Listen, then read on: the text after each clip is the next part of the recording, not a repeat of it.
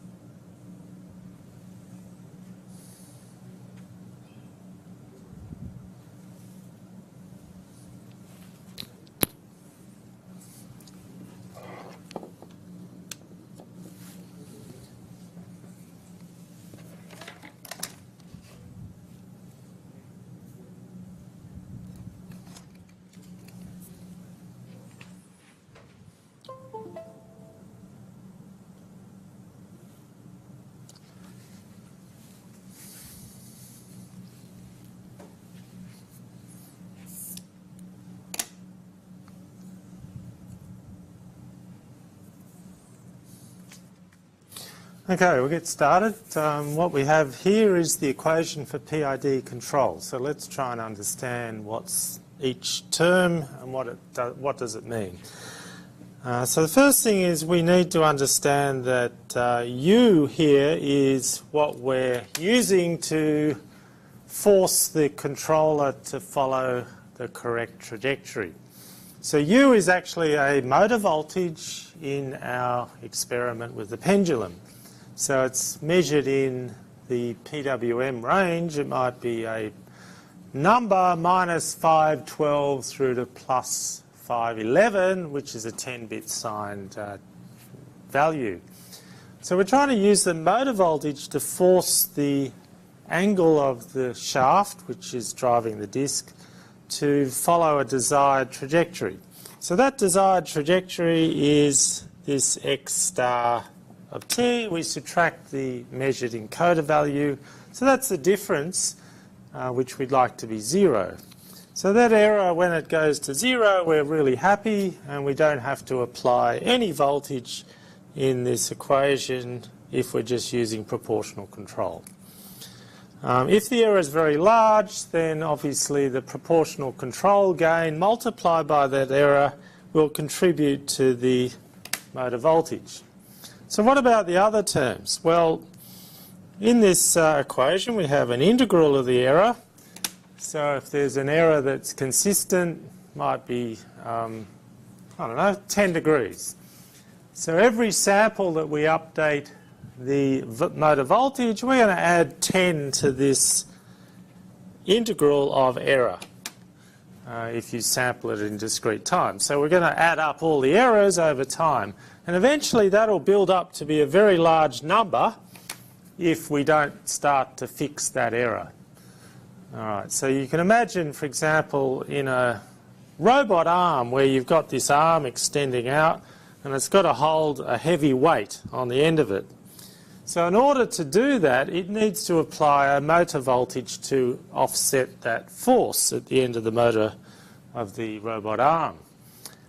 So in order to do that, obviously a proportional control won't help, all right, because the error might be 0 in the final outcome, but you're not applying the force because there's no motor voltage.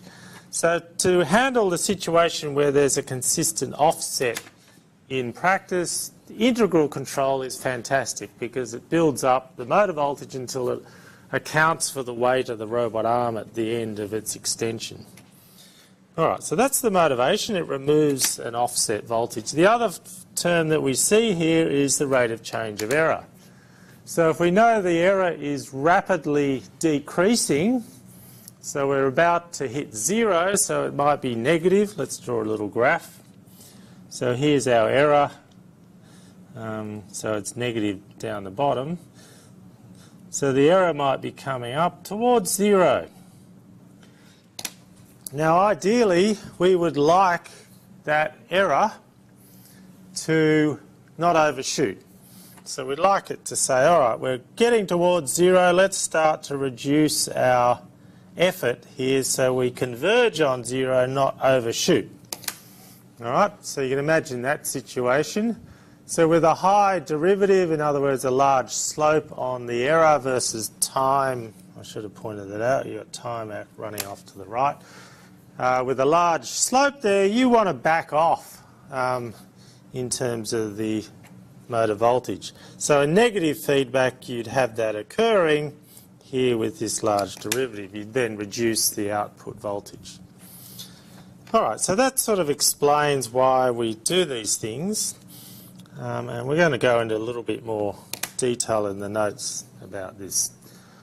All right, so the other factor in KP, if you increase it, you're going to get a larger voltage for the same error.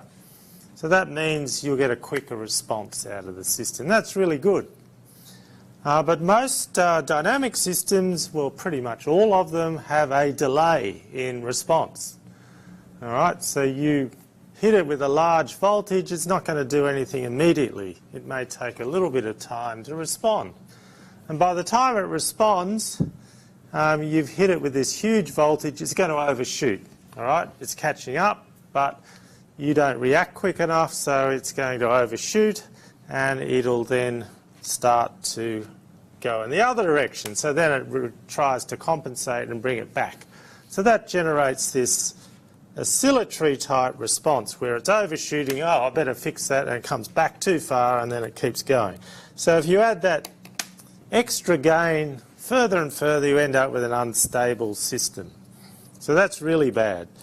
So you need to compromise these two things, the response time and the oscillation. So the idea is you'd increase the gain until you get a good response but no oscillation. That would be ideal. All right, so with the KP alone, as we discussed with the robot arm at full extension holding a weight, you can't remove steady state errors because if the error is 0, you need an applied voltage for that to work. Okay, so what we have to do then is add up the errors in order to build up a residual force that can accommodate that weight. So that's what integral feedback does. It removes an offset that tends to persist, but to make the error 0, you still need a positive motor voltage or whatever it is, negative. So that's really good, but again, if you overcook it, if you increase Ki too much and the system's too slow to respond, it'll keep adding up this integral without responding, and you get this huge integral term associated with the integral feedback. So if you get a large component that's due to the integral, you have to compensate that by going the opposite direction for a long time. And that's called an integral wind-up error because you get this slow response and then it builds up this huge residual force, if you like, on the motor, and then it needs to reverse that. So it can take a long time to unwind the integral wind-up. So we'll talk about how we can compensate for that error. And finally, Ki is, if you increase that too much, as in Kp, you get this oscillation effect as well. Becomes quite unstable in a lot of systems. So as I described earlier, the Kd can effectively predict where the error is heading. If it's heading towards 0, then you want to start reducing the effect of the other gains by compensating for the future extension. All right, so you'll notice that if you look at a step response in the pendulum, you might want an ideal response like this, where, why does it do that? Where you want to go, say, 45 degrees. So in the lab, there's part of the lab that asks you to do the step response. And what you do is you set the response at 45 degrees, and then you drag or you just gently rotate the disc so it's back to 0. Then you release it. So then says, all right, I've got to get to 45 degrees. So it winds up and then settles on 45 degrees. So if you increase the gains too much, then you'll get a overshoot and an oscillation in that. So ideally, we'd like to minimise the time it takes to get there, but not overshoot in that step response. All right, so here's a question for you. So you built your controller, you connect it all up, you compute the motor voltage, and then, you make a mistake. So with the system, you have to account for the correct sign. I mean, you can actually swap the wires of the motor, or when they constructed it, they might have got that wrong.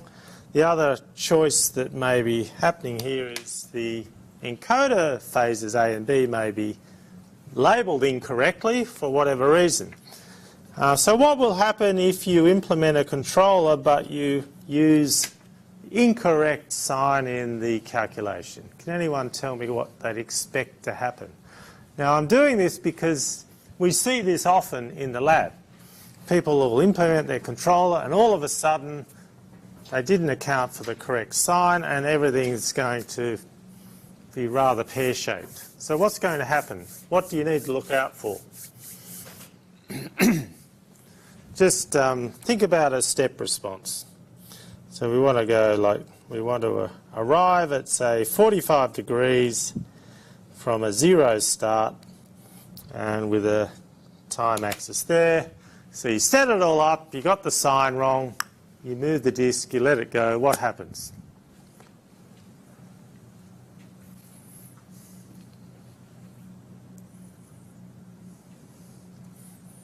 Well, if you got the sign wrong, the voltage is going to be the wrong direction, isn't it? So it's going to start heading off in this direction, isn't it? All right, you got the sign wrong, proportional terms back to front, it's going to head off in the opposite direction. So the question is, what happens then? Does it work out, I've really got to head up here, or does it keep going down here? What's the outcome that you expect to see there? Someone have a guess?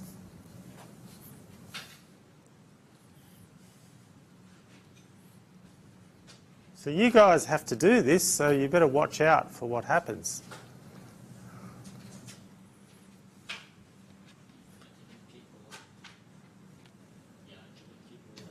So you reckon it's going to keep going down?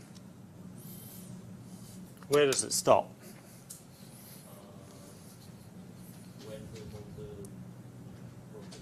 When it blows up. Yeah, good answer. All right, so what happens is the motor voltage will increase or decrease, whichever way you've got this organised, to the point where it reaches a full voltage value. So it might actually say we're going down to minus 5, 12 counts in terms of 10 bits signed. And that's going to have full speed on the motor in the opposite direction, and it will never ever stop. All right, so that's really bad news, because instead of going nicely towards 45, you have this spinning disc in the opposite direction. You'll see it happen when you get it wrong. All right, so that's actually an unstable situation. The controller has failed miserably and it's gone berserk. It absolutely goes off the planet. All right, something to watch out for. All right, so as we looked at in the previous equations here, this is called a continuous time controller. So t, the variable for time, is a real number and it increases with time smoothly without any interruptions. But in practice, we don't work in systems with continuous time. We use discrete time. So we update the motor voltage every servo sample time, it's called, so delta t. So delta t in the lab we suggest is 10 milliseconds. So 100 times a second we're going to update the output. So that's not continuous time. That's saying, all right, we're going to have a motor voltage, and after 10 milliseconds we're going to have a new motor voltage, and then after another 10 milliseconds another motor voltage, and so on. So you end up with this step-type response, bang, bang, bang, up and down, all over the place. But in reality, the motor does not really recognise these sharp edges on the motor voltage. So the motor will really think you've got quite a smooth-looking voltage because it can't respond within 10 milliseconds. It responds of the order of 100 milliseconds. So in terms of the motor response, we don't care particularly about that. But we do need to think about the equations. It'd be nice if you could say, in continuous time you have this behaviour, and in discrete time we can get the same behaviour and map the system across so we understand it well. All right, and what we'd like to do then is to have this fairly well controlled. So you have a real-time system that pretty much does this output on exactly 10 milliseconds each time. So that's a well-controlled time interval. All right, so the other factor in an implementation is, okay, of course, we talked about real-time time, so a real number with time, but also the voltage that you put out is going to have a fixed precision. All right, we're using 10 bits pretty much in the lab. So we need to factor in this finite precision fixed point arithmetic that we've talked about in the last couple of lectures. So what the net result of this is, you end up with more controller errors compared to the continuous time effect, and you really need to worry about, not worry, but analyse these effects so they're not significant. So one of them with finite precision arithmetic is the possibility of overflow in the arithmetic. So if you have a 10-bit number and the result is 512, not 511, then you've suddenly got overflow. So if you calculate the result and it has to be 512, then what happens there is the arithmetic wraps around and it outputs minus 512 with 2's complement. So that's a really bad result because it's exactly the opposite to what you would expect, and you get instability in your controller. So let's have a look at how we would implement a discrete time controller using just proportional gain to start with. That seems pretty simple. Well, it turns out, well, this is a gain that's just sampling the current error, and you just do the multiplication in integer arithmetic, and that's the end of it. This KP will be the same one that you use in continuous time in terms of the equations. Provided the arithmetic doesn't overflow, that's a pretty good result. However, when we look at integral gain, we need to start thinking about the sample time. So a continuous time integral is a limit as delta t approaches 0 of the sum of the error as a function of tau with an ever diminishing delta tau as you sum that up. So it's a limit as delta t approaches 0 of the sum of the errors multiplied by the delta t. So in practice it's the area under the graph, And you can divide that up into delta t segments and calculate for each one the area of each one of these blocks. But you know an integral is really the limit as that width goes to 0, and you'll follow that curve exactly in practice. So we need to approximate that integral by a discrete time sum. So we're going to just add up the error heights as I just described actually.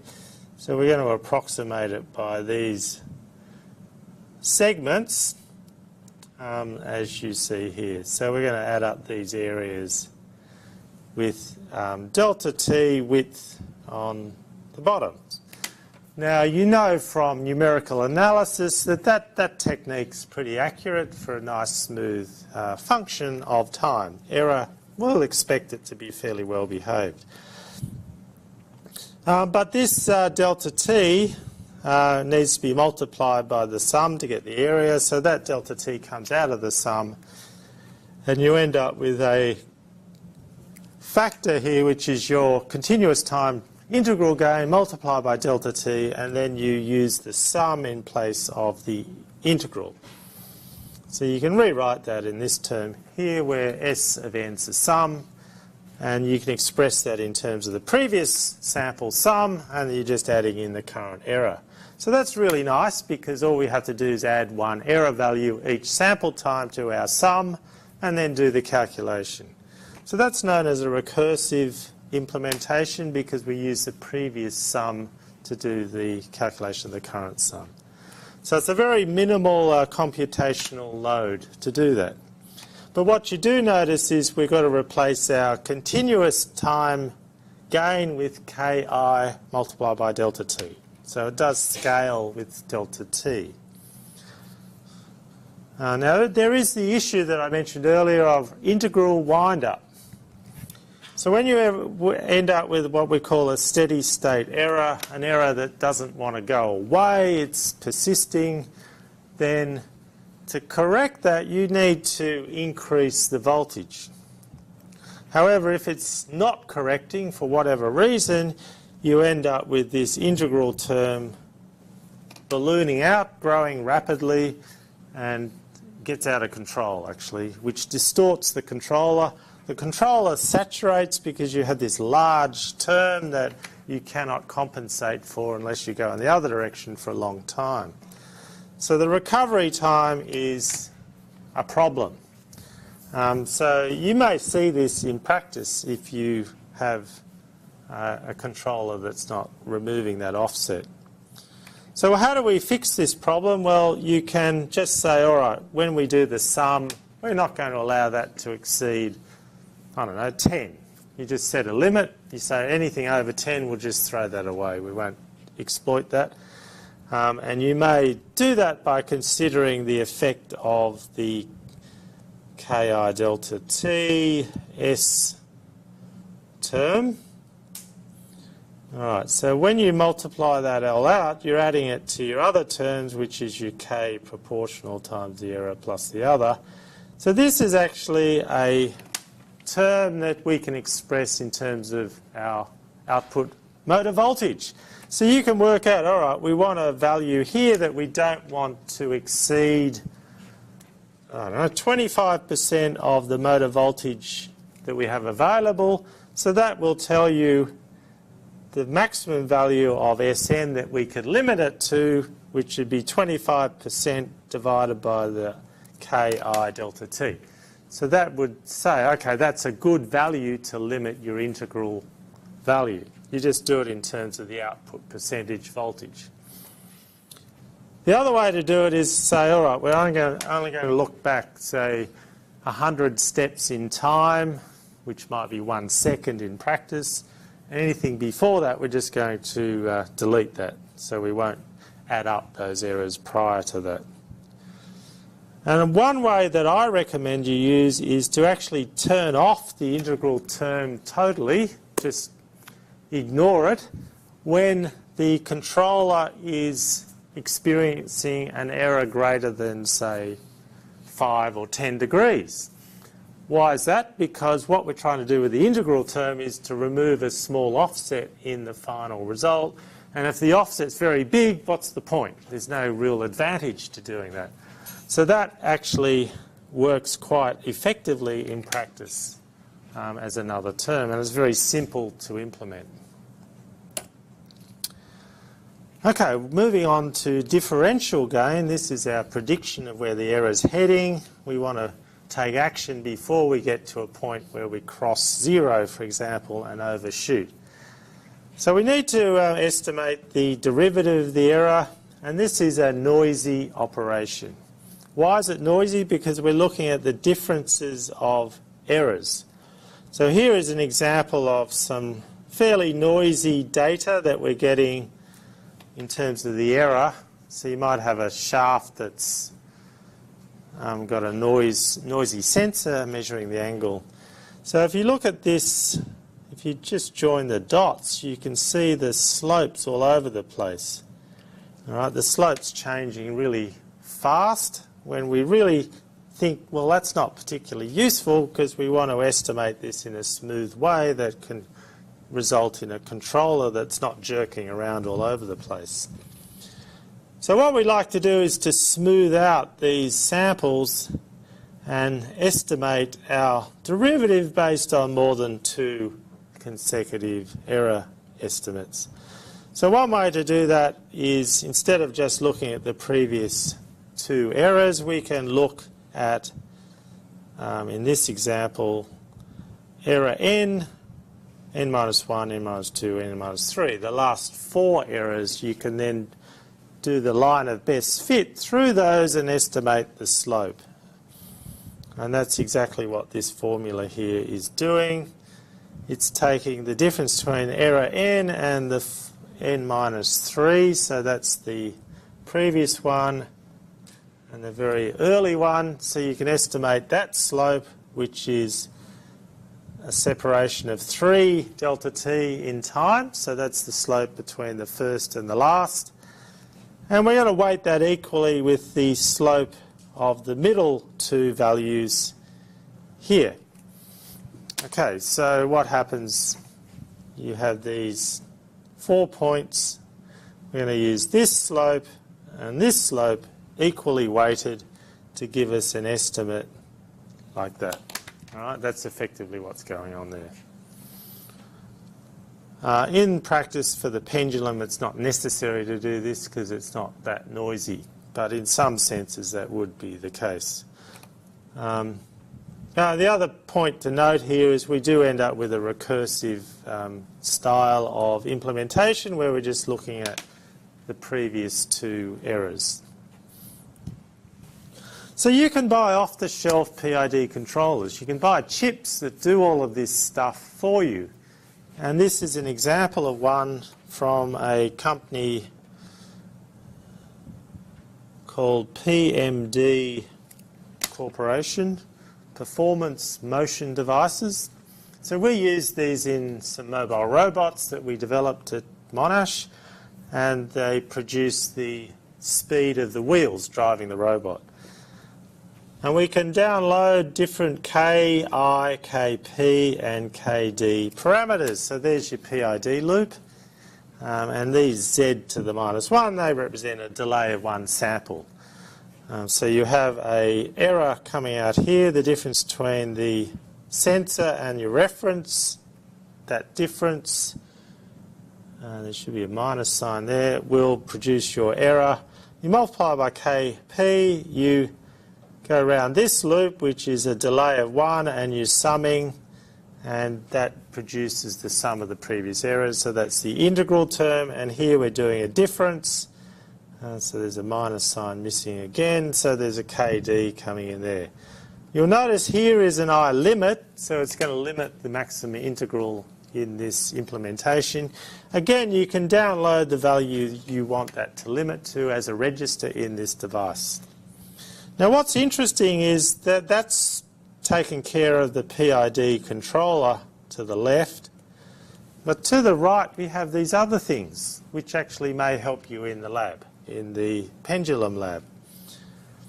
So when you are working with the pendulum, you're doing this oscillation in the mimicking of the pendulum with the disc. So you actually know in advance what the velocity is going to be that you want the disc to move at. And this is called feed-forward control. So if we know in advance what we'd like to do in the future, as in velocity, that's looking into the future, we can do that by adding in extra motor voltage. So there's a kV feed-forward component there. So if you know, all right, we want this disc to actually start accelerating, we know that as well because we know the complete motion pattern that we're looking for. We can add extra voltage to the motor so it actually, ahead of time, starts working towards reducing an error that we haven't actually measured yet. So that's great. It actually removes lag in the system. So when you do this first up, you'll find, okay, my feedback control system's working perfectly, but why is the disc lagging the pendulum? So the pendulum moves, detects the error, feeds back, and then the disc moves. So it's always behind in the feedback. But if you use feed-forward control, you can make it catch up. So it actually does a motion that's predicting ahead of time and knows the voltage, what it's going to be required to keep up with that motion. So that's a technique you can use in the lab, and it's quite exciting when you actually do it for the first time because it suddenly removes this problem that you had in lag. And there's other things you can put in here, scale factors and a bias. So the bias refers to when you know there's a gravitational force on a motor, you can compensate that because you understand that force is required. So you can put that in the controller directly. Right, let's get to the pendulum lab now. So here is our implementation suggested for the PID loop. Some of you looked at this already. So what we're going to do is we're going to express our errors in integers. So you know you're measuring the encoder count from the motor's encoder. So this is going to be in 0.0, might be 16 bits or might be 32 bits depending on how you do this, but we're going to have no fractional bits. All right? So we're going to adopt a unit system that uses encoder increments. So for you that would be 360 degrees divided by 1200, which turns out to be about it's 12 on 40, so divided by 4, it's 0.3 degrees. There we go, I've worked it out. Per encoder increment.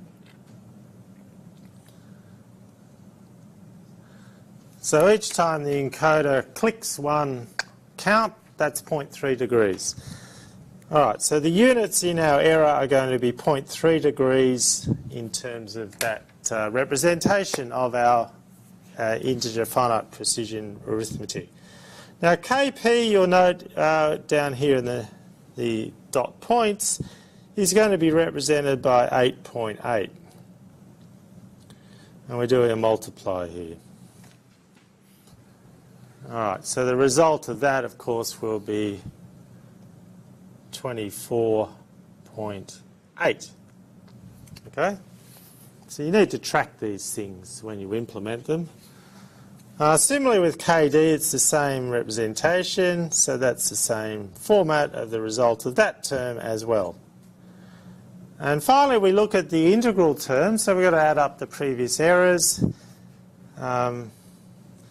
Here, so they're in 0.0 format, no fractional bits required for the errors. And Ki here, it turns out it's a good idea to make that with 16 fractional bits. Wow. Why is that? Well, the reason is when you start adding up the errors, they accumulate quite quickly, don't they? You're doing 100 times a second here, and if you've got an error of, say, 10 degrees, maybe 5 degrees, shall we say 3 degrees, that's 10 counts. So you get 10 counts every servo update. If you have a 3-degree error, that'll be 10 counts of the encoder per 10 milliseconds. 10 milliseconds. So 100 times a second, 100 times 10 is 1,000. So after 1 second, bang, this integral term's hit 1,000. So this gain needs to be quite small. All right, you want it to be less than 1, wouldn't you? If you want to multiply 1,000 by some gain, then yeah, you need to bring that back down to the level where we can apply it to the motor voltage. All right, so it turns out in practice, yeah, you do need a lot of fractional bits. The resolution is probably a bit of an overkill here, but it allows you to tune that gain across a wide range of values. All right, so this divide by 256, which is 2 to the 8th, is a shift to the right 8 bits. So let's work this out now. I'm sure you've all done this, but we have 0.116 fractional bits multiplied by, you might have a 16.0, so that results in 16.16 result after multiplication. We divide by 2 to the 8th, so that removes 8 bits, so that gets us down to 16.8, all right, from that first division. And of course this is for rounding that we discussed last time, it's adding a half before the division, and likewise this guy. And we do it one more time, so we're going to go down finally to 16.80 at this point at the end. But what you notice is that this 16.8, the 0.8, 8 fractional bits, is matching what we had with the K proportional and K differential. So we're actually adding together terms with the same number of fractional bits. So that all works out rather nicely, doesn't it? It's no accident, but that's just how it should be. You've got to add bits that are consistent.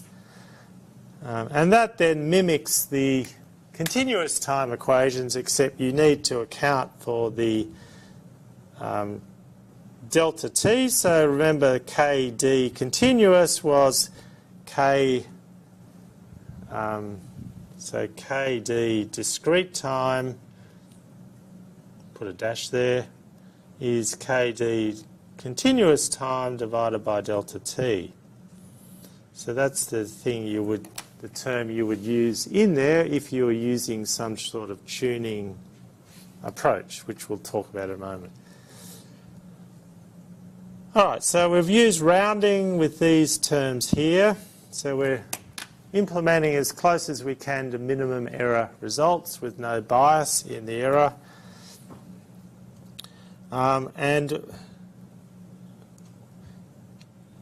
So when we finally calculate this, we then feed it through to the PWM input. Okay, so that's a 10-bit result that you would like to feed with a sine bit incorporated in there. All right, so the big question when you're doing a design is how do you select the delta t, the servo sample time? Now, for you guys, you've been lucky. I've done that for you.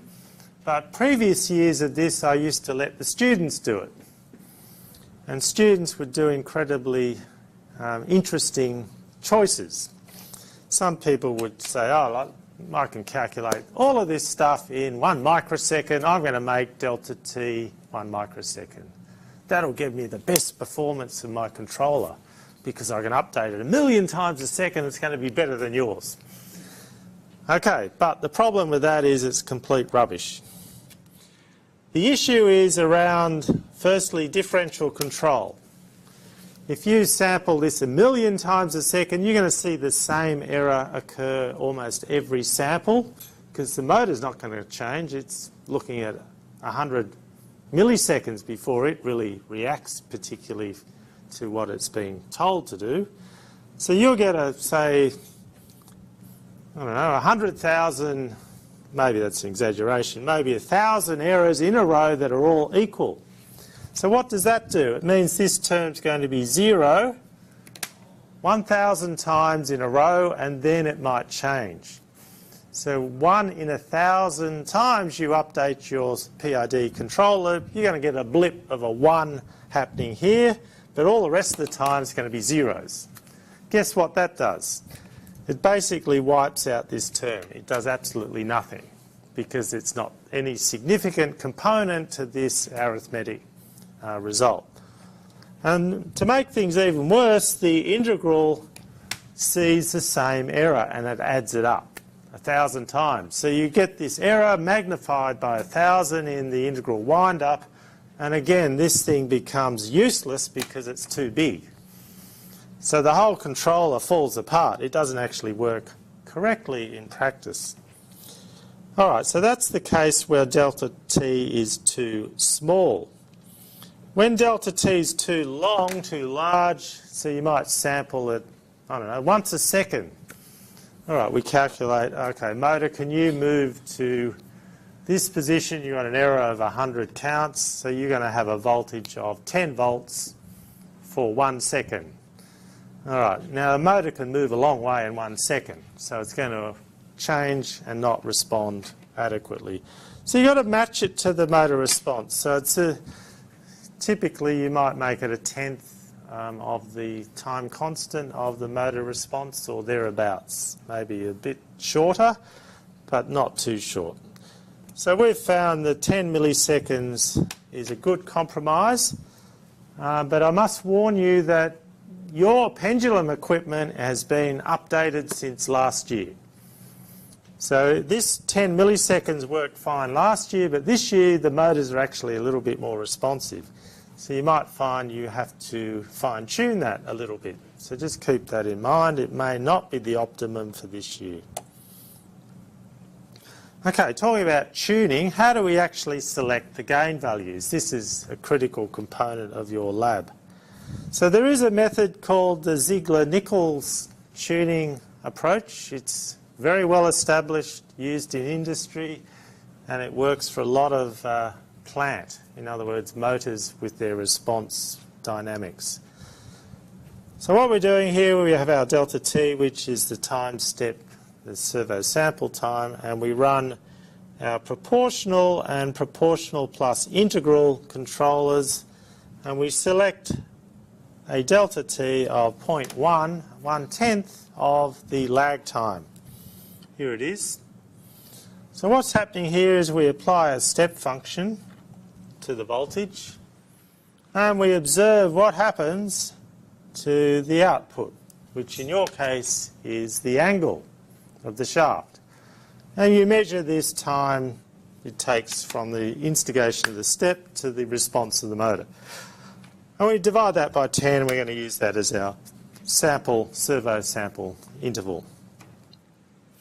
So that may be 100 milliseconds in practice. So that gives you 10 milliseconds. All right, then we start thinking about a PID controller. They say, all right, let's actually make that a little bit shorter because we have to do more responsive calculations. That's fine. And then they say the best choice of the proportional controller is delta U divided by L times R, where R is the slope of this response. So they've done this for lots of different motors, for example, and they worked out this is a good result that you can use from practical experience. Delta U is the step of the motor voltage that you apply. Okay. And you can go further, you can then work out heuristic values for Kp, Ki, and finally Kpid. All right. Now there's a comment down here. It says, not suitable for DC motors with angle feedback and voltage control. Why not? What's going to go wrong here? This is actually not useful for us, unfortunately. But it is useful for lots of other systems. So what's the issue here? So what I'd like you to do is just think about what happens when we apply a step in voltage to our motor. Can anyone describe what happens? Shall I pick someone at random? Does anyone want to volunteer?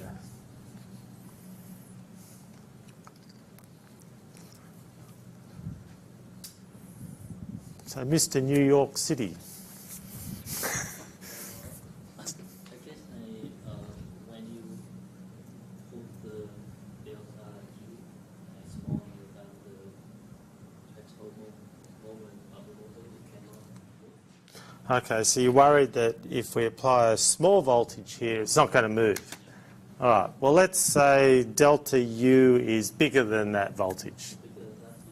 Yep, but that's a good point. Thank you for that, because the friction may stop it moving. You're right. So let's apply a 5-volt step, just for argument's sake, on the motor. What's going to happen? Does it follow this profile that you see here? Does the motor move and then stop nicely at a certain angle? You've applied 5 volts. What's going to happen to the motor?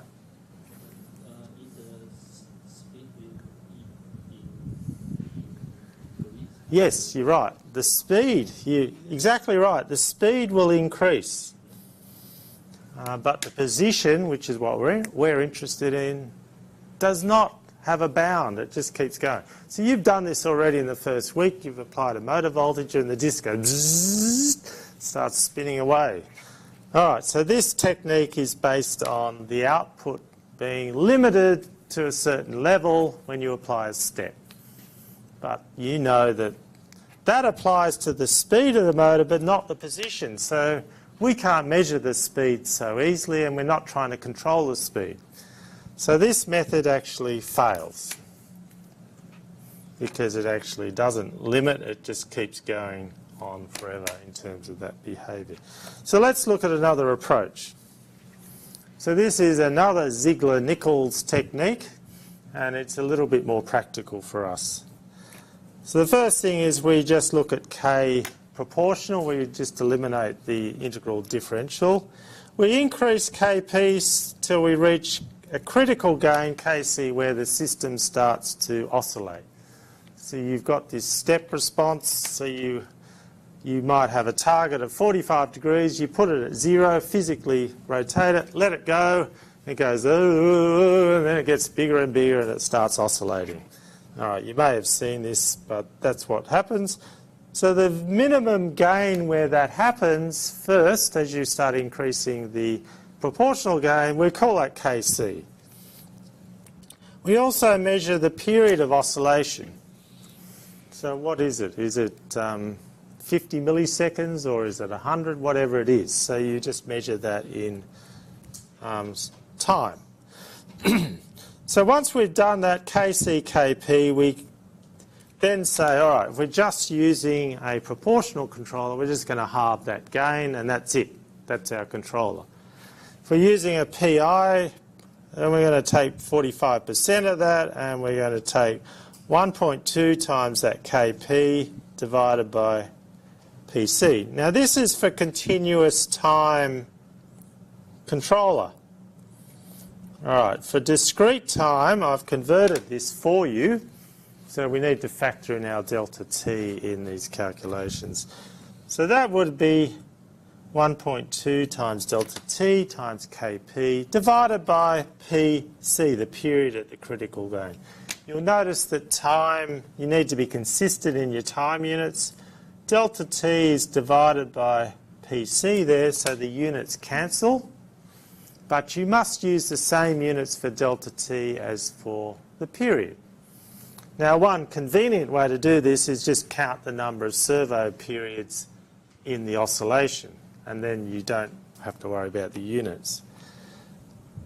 All right, finally, with a PID controller, you take 60% of the original oscillation, Kp, And you'll notice that's higher than the Ki, and the reason it's higher is because we're introducing a differential term which dampens the oscillation. So you can actually go higher with a proportional control, and then the integral control is Kp, but in discrete time it's 2 delta T Kp on Pc and this guy.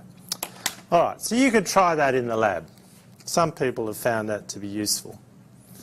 And finally, you will come up with some fine-tuning at the end, which is manual tuning, and this is based around just experimenting with this system. So you know that if you increase Kp, you're going to increase the overshoot and decrease the settling time slightly, and so on. You can work through this table. Increasing Ki will remove the steady state error, and Kd, the differential control, if you increase the gain of that, you'll get a small change downwards in the rise time.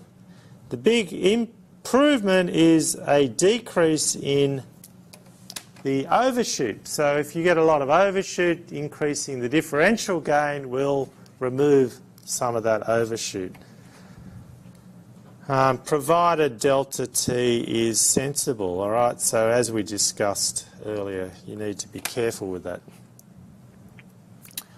Okay, so we've been through a practical view of PID controlling and tuning, and you need to understand integral wind-up. You'll see this happen in the lab, and saturation on the output.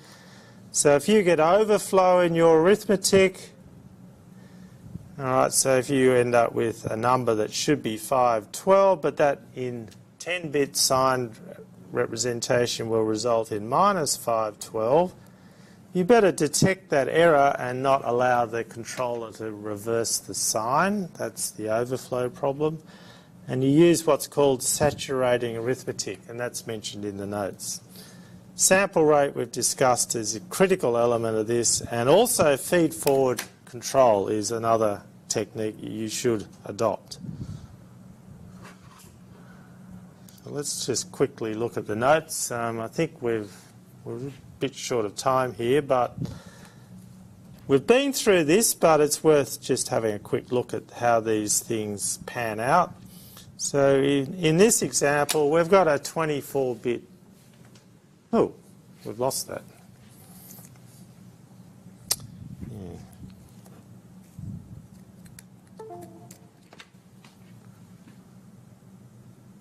Here it comes.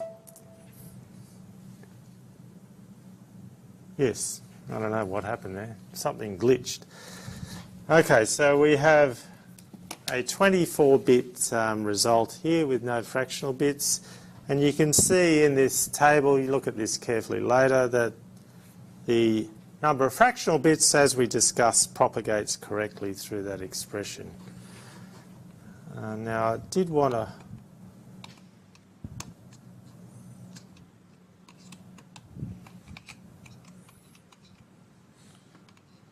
highlight a couple of things. When you're in the lab, make sure you actually measure your execution time using your microsecond timer. So the PID loop has to complete its calculation before the next servo cycle starts, so that you've got to be able to do that within 10 milliseconds for this rate. So it is worth checking that, and if you get close to 10 milliseconds, you're not allowing time for other processes to run in the system. We do want to see your step response documented and plotted. You can do that in Excel by uploading the values as you apply a step, as described in this section here. Make sure you limit the number of print statements in your processes or tasks, because they actually slow down the whole task. So if you limit the number of characters, it'll work much better than if you print these long strings to the system.